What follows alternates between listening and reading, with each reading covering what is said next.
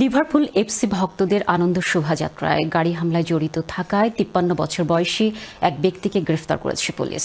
এই ঘটনায় ৫০ ব্যক্তিকে হাসপাতালে ভর্তি করা হয়। তাদের মধ্যে ১১ জন এখনো হাসপাতালে চিকিৎসাধীন রয়েছেন। আহতদের মধ্যে ৪ শিশু রয়েছে। বিস্তারিত দেখুন ডেস্ক রিপোর্টে। ঘটনার আগের দৃশ্য এটি।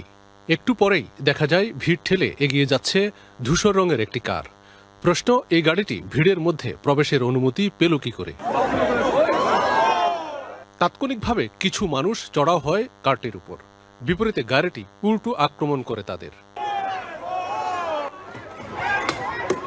ভিড় থেকে আবার বেরিয়ে যায় গাড়িটি। সে সময় গাড়ির দরজা খুলে আক্রমণের চেষ্টা করে ওই চালক।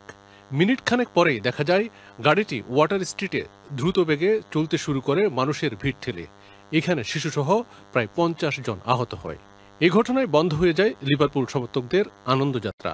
Car was stopped literally where we were at that point before we ran. I'm shaking now talking about that. Are you all right? Yeah. Yeah, so it's scary, very scary. It was horrific, absolutely horrific. So just thankful, do you know what I mean? There's so many kids. It's emotional. Police জানালো গাড়িটি একটি অ্যাম্বুলেন্সকে লক্ষ্য করছিল এবং এই ঘটনা কোনো নাশকতা নয় বলেও জানালো। It is believed the driver of the Ford Galaxy car involved in this incident was able to follow an ambulance onto Water Street after the roadblock was temporarily lifted so that the ambulance crew could attend to a member of the public who was having a suspected heart attack.